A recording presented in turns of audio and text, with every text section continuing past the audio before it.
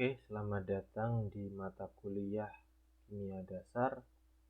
Kita akan bersama-sama belajar tentang gaya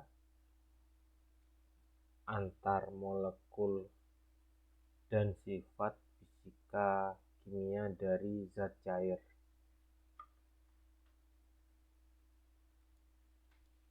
Oke, yang akan kita pelajari di sini adalah gaya.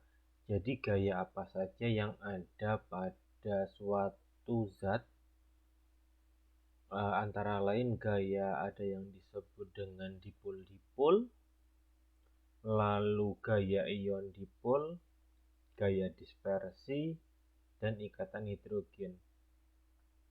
Lalu ada zat cair yang akan kita pelajari di sini adalah tegangan permukaan, viskositas, tekanan uap, titik didih dan titik lebur, dan yang terakhir adalah destilasi. Oke, nah gaya antar molekul sendiri adalah suatu gaya atraktif atau tarik-menarik antar molekul. Nah, gaya ini bisa dilakukan oleh molekul non-gas, dari gas maupun dari zat yang non-gas. Nah, gaya antar molekul itu akan memberikan pengaruh lebih besar terhadap fase materi yang terkondensasi, cairan padatan, lalu juga akan berpengaruh pada atas suhu gas naik dan turun kinetika dari zat tersebut. Nah, seperti yang kita ketahui di dunia ini ada 3 hukum yang berlaku. Yang pertama adalah gaya tarik benda, ini seperti hukum gravitasi. Lalu ada gaya tarik elektron dan proton. Ini adalah gaya elektromagnetik, di mana ada bagian yang bersifat elektron akan menarik ke bagian yang proton. Lalu selanjutnya ada daya tarik inti. Hal ini terjadi karena pada inti atom di situ ada proton dan neutron, dan di sana dilindungi sehingga dia tidak bisa tertarik keluar. Kalau misalkan protonnya tertarik keluar, berarti nanti bisa terjadi intinya itu dia menjadi lepas. Begitu gayanya itu lepas, lalu tertarik dengan elektron yang ada di luar. Nah, 3 gaya ini yang menjaga kesetimbangan dari alam semesta. Lalu jenis gaya antar molekul itu apa saja? Yang pertama ada gaya dipol-dipol, lalu ada gaya ion dipol, lalu ada gaya disperse, dan yang terakhir ada ikatan hidrogen. Untuk gaya dipol-dipol, gaya dipol-dipol itu terjadi antara molekul yang memiliki momen dipol. Nah, momen dipol ini biasanya asal-usulnya karena ada gaya elektrostatis. Ini yang menjadi istilahnya adalah hukum Coulomb atau gaya tarik-menarik antar kekuatan yang ion yang elektronegatif dan elektron dan proton yang bermuatan negatif dan yang bermuatan positif. Nah, untuk pada gambar di samping adanya interaksi antara ion yang bermuatan plus yaitu Na dan elektron bermuatan negatif atau I. Di sini dicontohkan dengan yodium. Ini untuk gaya ion dipol. Jadi untuk gaya ion dipol itu terjadi karena interaksi berlangsung pada muatan serta momen dipolnya. Kekuatan interaksi ini bergantung pada muatan, jenis muatannya, ukuran ionnya, serta momen dipol dan ukuran dari suatu molekul. Nah, untuk ion dipol sendiri ini adalah kekuatan interaksinya dipengaruhi oleh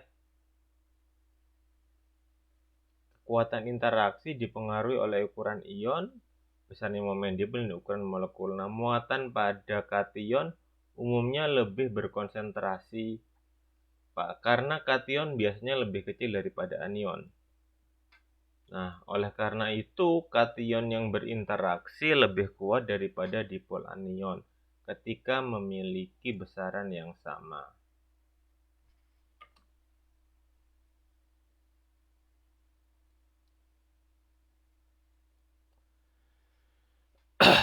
Ini adalah contoh interaksi antara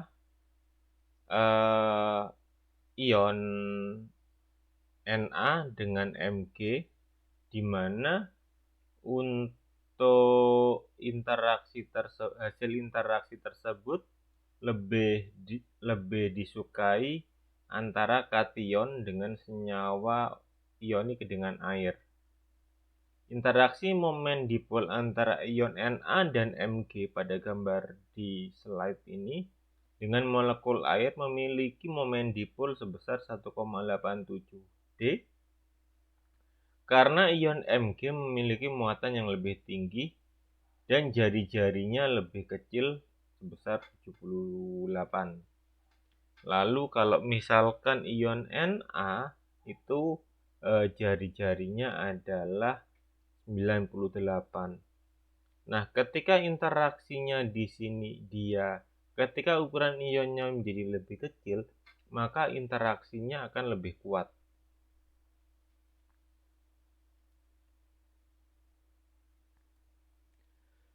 Lalu gaya dispersi ini disebut juga gaya London, di mana biasanya meningkat seiring massa yang polar, karena massa yang polar itu lebih cenderung memiliki banyak elektron. Dan gaya dispersinya akan bertambah kuat seiring bertambahnya jumlah elektron. Nah, seperti yang kita ketahui bahwa senyawa polar adalah senyawa yang memiliki ketersebaran elektron yang tidak merata, di mana di sana terdapat pengkutupan yang positif ataupun yang negatif. Ketika terjadi distribusi elektron yang tidak merata, otomatis di sana terjadi suatu sisa dari muatan sehingga muatannya tersebut bisa berinteraksi dengan pelarut-pelarut. Setelah ini kita akan bahas tentang bagaimana senyawa polar dan non-polar. Saya singkat saja.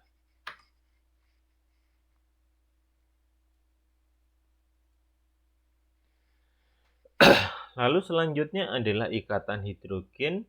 Ikatan hidrogen ini adalah jenis tarikan antara molekul yang sangat kuat, sering disebut ikatan hidrogen. Jenis antara interaksi dipol-dipol khusus ini terjadi antara atom dengan ikatan polar. Contohnya adalah NH, OH, dan FH. Dan elektronegatif atom O, N, dan NF. Biasanya interaksinya itu ditulis A berikatan dengan A, berikatan dengan H, lalu ada ikatan koordinasi dengan B, lalu A ikatan dengan H, berkoordinasi ikatan dengan B. A dan B itu mewakili gugus O dan N atau F. A merupakan satu molekul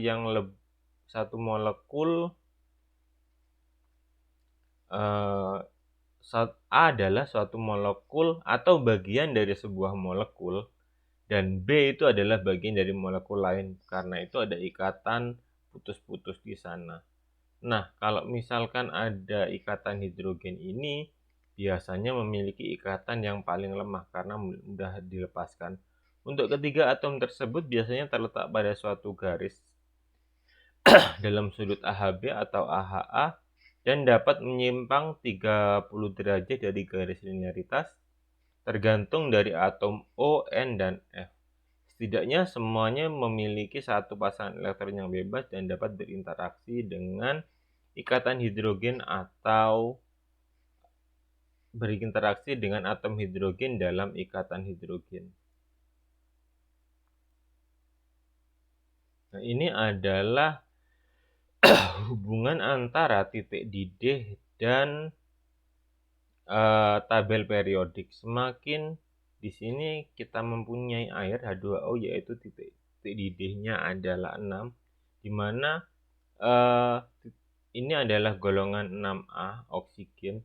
Lalu ada H, F itu golongan 7A, titik didihnya lebih sedikit lagi. Dan pada golongan 5A titik didihnya itu golongan 5A titik didihnya lebih rendah lagi, dan yang paling rendah adalah golongan 4A. Nah, berdasarkan teori tersebut, maka untuk golongan 6A titik didihnya adalah di golongan 6A, lalu di periode 3 itu turun drastis, dan di periode 4 dan 5 itu naik lagi. Yang bisa diprediksikan adalah golongan 4A, di mana CH4 metanen yang paling rendah, nanti naik ke Si, naik G, nanti naik ke Sn. Untuk ikatan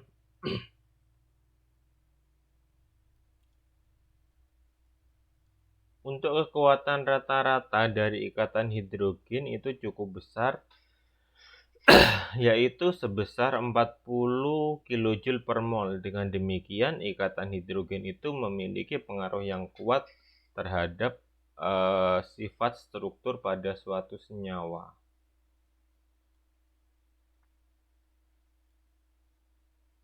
Nah, untuk kekuatan hidrogen tersebut ditentukan antara interaksi gaya kolom antara pasangan elektron yang bebas dengan satu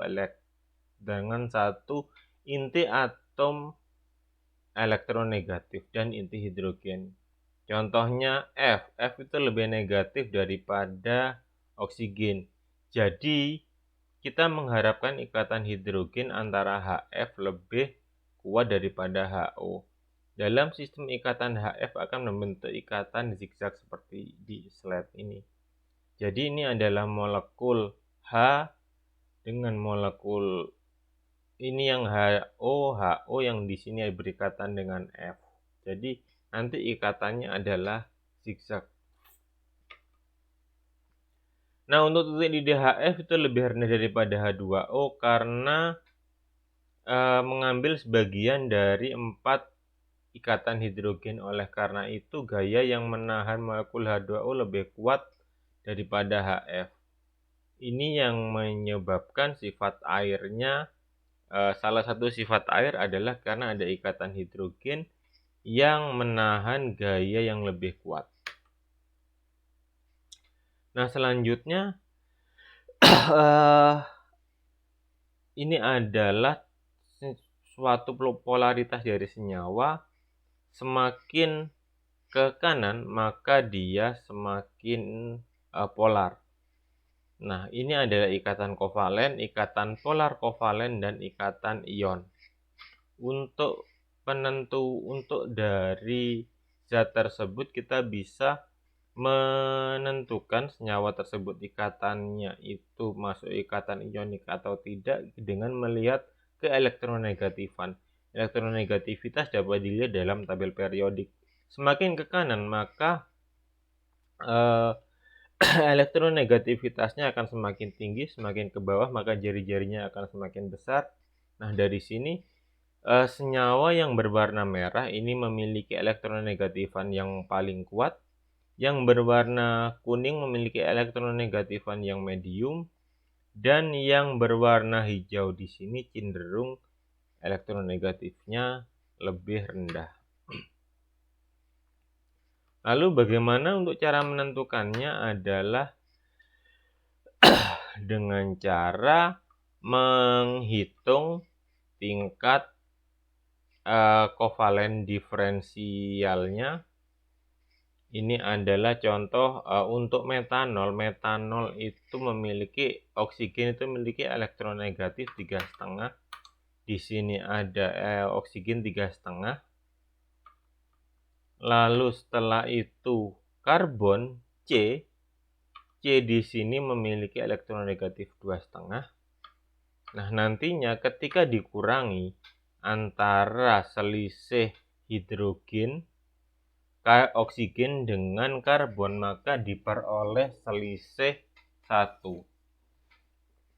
Begitu juga untuk metilium, karbon itu nilainya 2,5 dan litium adalah nilainya 1.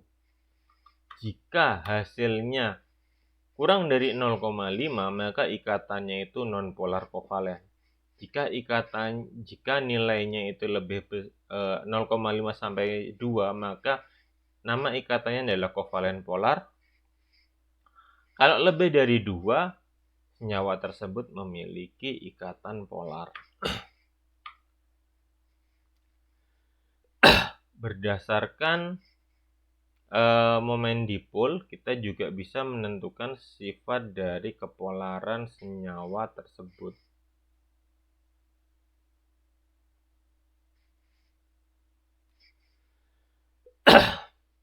Yaitu kita bisa menentukan dengan cara vektor. Nah, untuk cara vektor ini adalah caranya kita melihat elektronegativitas O, elektronegativitas zat-zat yang penyusun atom-atom penyusun molekul tersebut. Misal di sini ada H dan oksigen. Hidrogen dengan oksigen itu sifatnya relatif lebih positif, lebih negatif oksigen. Oleh karena itu di sini tertarik semua molekul dari semua elektron dari oksigen ke arah hidrogen, sehingga di sini terdapat pengkutupan.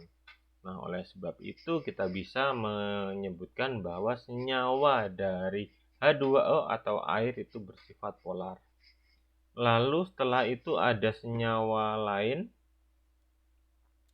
Di sini ada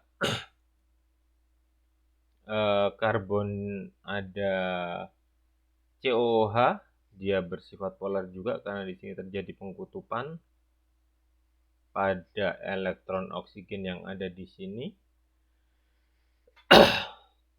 Dan NH2 yaitu pengkutupannya ada di bagian atas.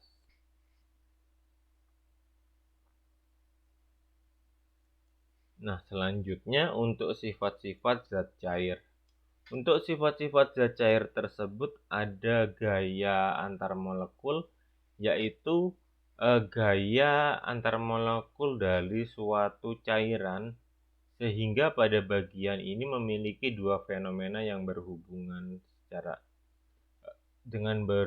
dengan sifat cairan. Secara umum gaya tersebut disebut tegangan permukaan dan viskositas. Nah, untuk tegangan permukaan sendiri adalah gaya tarik antar molekul. Dengan demikian molekul ke dalam cairan, jadi ada gaya cenderung yang menarik ke dalam cairan, sehingga dapat menyebabkan permukaannya menegang seperti film elastis. Oleh karena itu tidak ada tarikan antar molekul polar. Seperti kalau misalkan ada molekul lilin yang nonpolar pada mobil yang baru dilapisi lilin, lalu kita berikan setetes air, maka di sana akan terjadi molekul airnya menjadi bulat karena bentuk bola tersebut untuk meminimalkan luas permukaan pada cairan. Selain itu, contoh yang lain adalah apabila kita menaruh air di daun talas, maka di sini airnya akan membulat karena ada gaya tarik antar molekul tersebut ke arah dalam. Lalu ukuran gaya elastis dari permukaan zat cair sering disebut dengan tegangan permukaan. Ini yang kedua adalah tegangan permukaan. Tegangan permukaan itu adalah suatu energi yang dibutuhkan untuk meregangkan atau meningkatkan permukaan zat cair sebesar satu satuan luas, misal cm kuadrat. Cairan ini memiliki gaya molekul yang kuat juga memiliki tegangan permukaan yang tinggi. Jadi karena ada ikatan hidrogen, air itu memiliki tegangan permukaan jauh lebih besar daripada cairan intinya. Saya ambil contoh di sini, apabila kita memiliki suatu pipa kapiler yang kita isi dengan larutan air di bagian A dan merkuri di bagian B.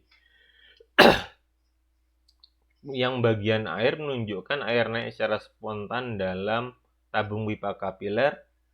Segumpal air tipis menempel di tabung kaca. Tegangan permukaan air ini yang menyebabkan film tersebut berkontraksi, lapisan di sini berkontraksi sehingga dan terjadi dapat airnya menaik ke atas tabung. Dua jenis gaya ini akan menghasilkan aksi kapiler. Salah satunya adalah gaya kohesi atau gaya tarik-menarik antar molekul yang sejenis. Lalu gaya kedua yaitu gaya adhesi. Kalau adhesi itu adalah gaya tarik-menarik antar molekul yang berbeda dari seperti pada air pada sisi tabung kaca. Jika daya rekat dan kohesi lebih kuat. Nah, untuk isi tabung A dia naik ke atas. Proses ini berlanjut hingga gaya perekat kesetimbang dan di dalam air dalam tabung. Aksi tersebut tidak universal seperti zat cair yang lain. Dan kalau misalkan yang B itu adalah merkuri adalah suatu logam yang satu-satunya yang bentuknya cair, kohesinya lebih besar daripada adhesi, sehingga pada tabung kapiler ketika dicelupkan merkuri hasilnya akan berkurang atau terjadi penurunan pada permukaan cairan merkuri tersebut. Ketinggian pipa kapiler pada tabung kapiler bagian permukaan merkuri. Jadi apabila gaya kohesinya itu lebih besar daripada gaya adhesi, maka di sana akan terjadi penurunan. Tetapi apabila gaya adhesinya itu lebih besar, maka akan terjadi kenaikan ke pipa kapiler tersebut. Nah, selanjutnya viskositas. Viskositas itu adalah merupakan suatu ukuran ketahanan fluida dalam cairan. Kalau misalkan kalau yang dalam bahasa Indonesia kita kenal dengan kekentalan. Semakin besar viskositasnya, maka semakin lambat cairan itu mengalir karena ada gaya di sana yang menghambat. Untuk viskositas cairan bisa menurun dengan meningkatnya suhu. Dengan demikian, apabila cairan panas akan mengalir lebih cepat daripada cairan yang dingin. Otomatis karena pada cairan yang lebih panas, jarak antar molekulnya itu lebih lebar daripada cairan yang dingin. Kalau cairan yang dingin, jarak molekulnya lebih rapat. Ini adalah beberapa contoh cairan yang dijumpai pada suhu 20 derajat Celcius. Untuk cairan yang memiliki daya antar molekul viskositas yang lebih tinggi daripada memiliki gaya antar molekul yang lebih rendah. Nah, di sini air itu gaya viskositasnya lebih tinggi daripada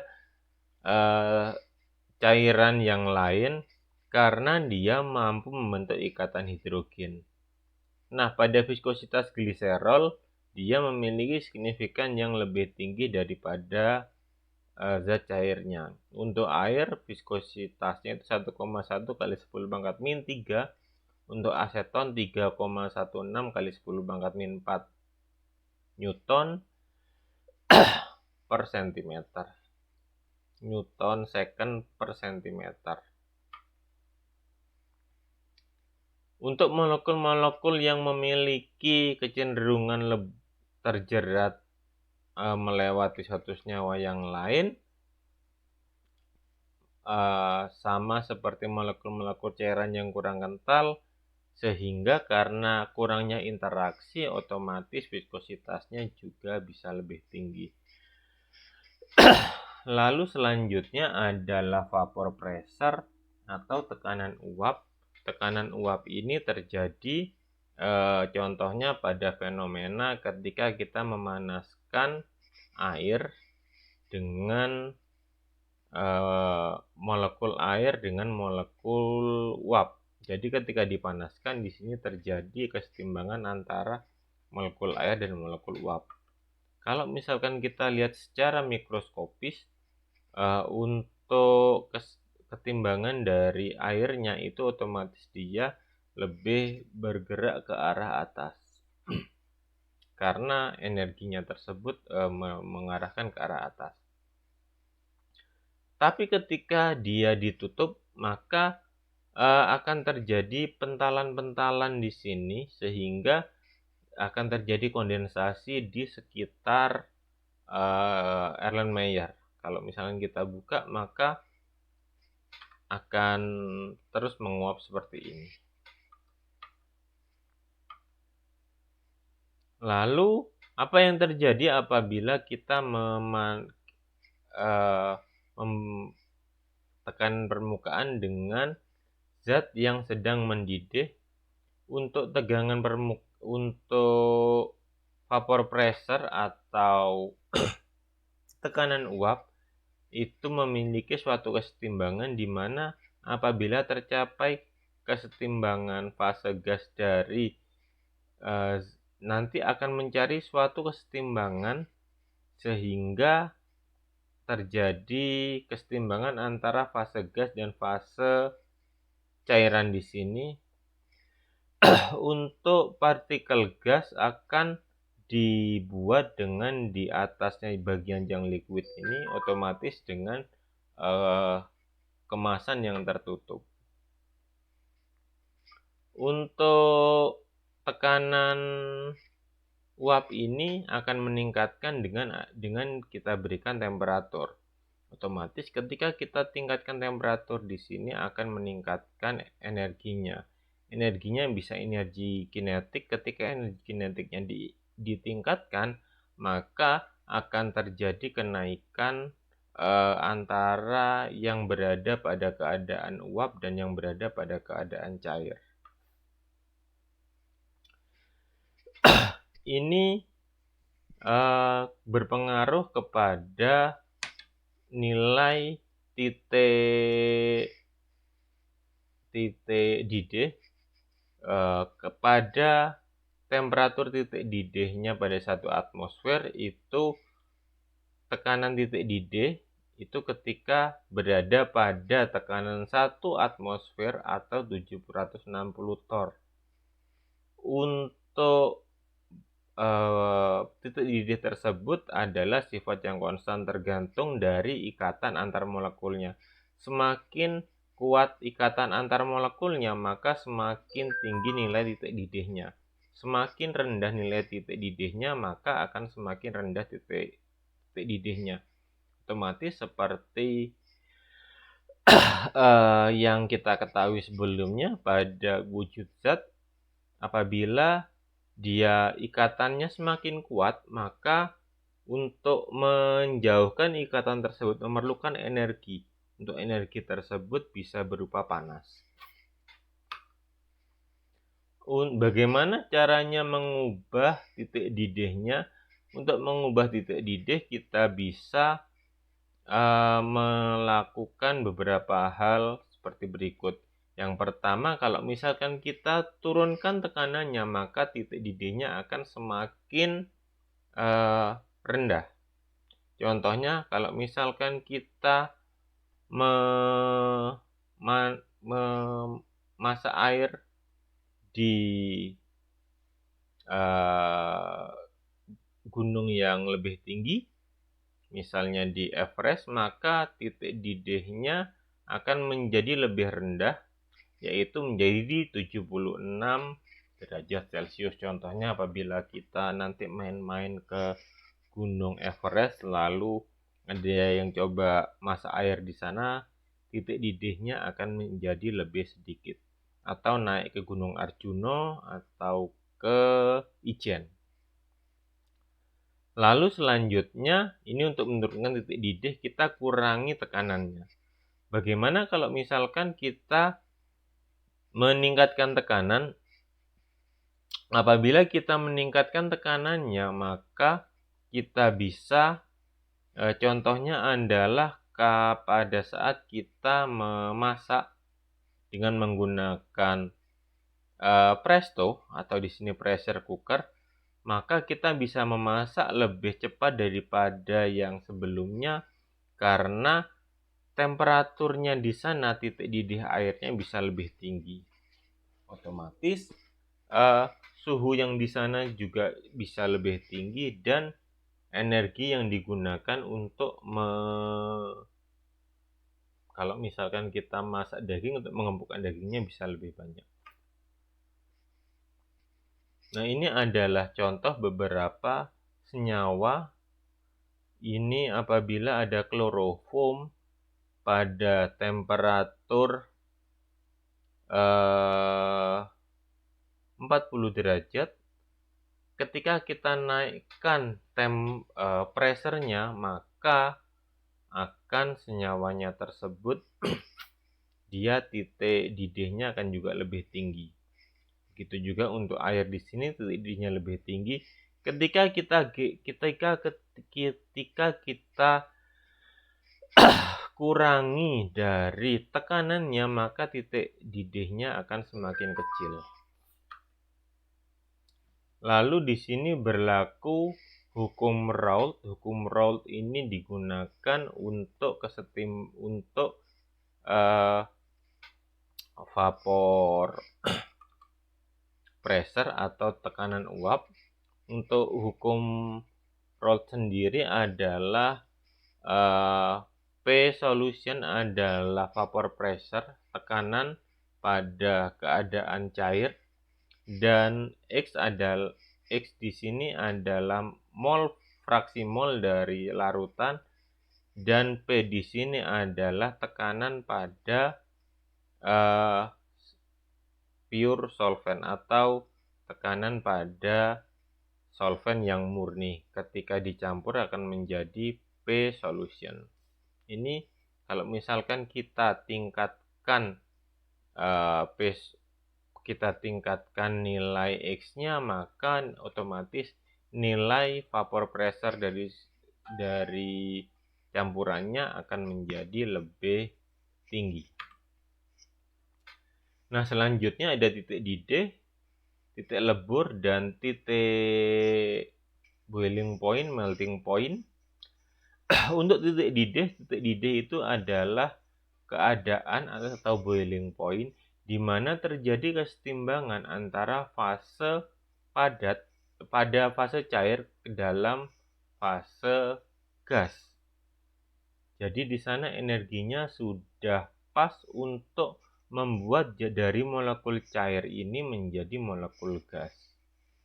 Lalu untuk titik lebur atau melting point adalah suatu keadaan di mana terjadi perubahan fase dari padat menjadi cair.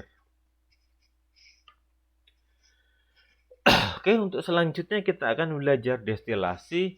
Destilasi itu adalah suatu metode untuk memisahkan. Umumnya kita memisahkan dengan metode destilasi dengan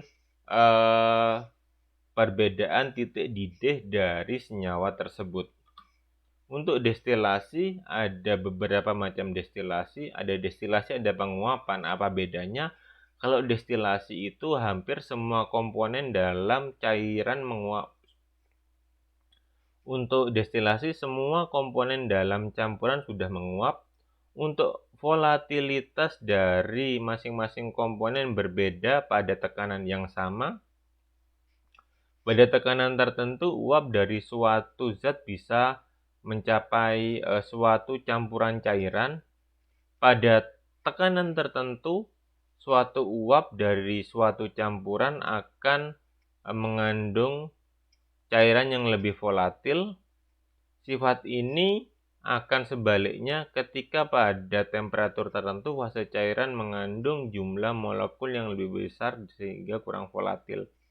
Cairan yang tidak setimbang tersebut pada temperatur tertentu akan menguap, komposisinya berbeda.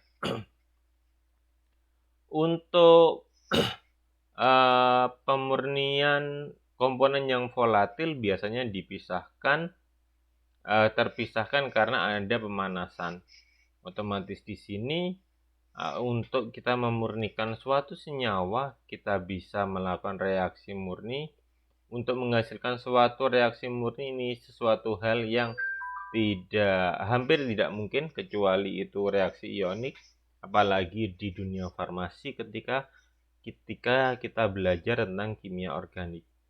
Lalu dari campuran itu ada hasil samplingnya berapa, bahan bakunya yang tidak turut bereaksi berapa, dan sisa pelarut dan katalisnya seperti apa. Lalu bagaimana untuk mendapatkan senyawa yang murni tersebut? Kita harus melakukan kristalisasi atau sublimasi atau dengan metode destilasi. Jadi kita memisahkan antara senyawa tersebut dengan campurannya yang lain. Untuk senyawa destilasi berlaku hukum Raoult, di mana hukum Raoult adalah tekanan total, ada tekanan parsial zat A dan tekanan parsial zat B, di mana nanti untuk tekanan total suatu zat kita bisa hitung dengan fraksi mol zat A dikalikan dengan tekanan uap zat murni zat A ditambah dengan tekanan uap dari zat fraksi mol zat B dan kita kalikan dengan tekanan uap dari zat B tersebut.